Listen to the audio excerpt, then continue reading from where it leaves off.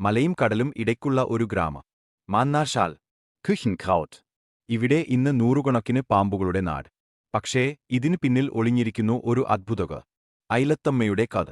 കാലങ്ങൾക്ക് മുമ്പ് ഈ പ്രദേശത്ത് വാസുദേവൻ എന്നൊരു ബ്രാഹ്മണനും ഭാര്യയായ സർപ്പരാജ്ഞിയും ആയിരുന്നു താമസിച്ചിരുന്നത്. അവർ ദൈവഭക്തിയാലും ദാനധർമ്മത്താലും പ്രശസ്തരായിരുന്നു. പക്ഷേ ജീവിതത്തിൽ ഒരു ദുഃഖം ഉണ്ടായിരുന്നു. അവർക്കു മക്കളില്ലായിരുന്നു. ഒരു ദിവസം അവരുടെ വീട്ടിൽ തീപിടുത്തമുണ്ടായി. തീയിൽ നിന്ന് രക്ഷപ്പെടാൻ പാമ്പുകൾ പുറത്തേക്കെത്തി. ആ സമയത്ത് പലരും പാമ്പുകളെ കൊന്നുകളഞ്ഞു. പക്ഷേ വാസുദേവൻ അവരെ രക്ഷിച്ചു. അവൻ പറഞ്ഞു, നിങ്ങൾക്കും ദൈവമാണ്, ഞാനും ദൈവഭക്തൻ. ഞാൻ നിങ്ങളെ കൊല്ലില്ല. അതുകേട്ട് പാമ്പുകൾ സന്തോഷിച്ചു.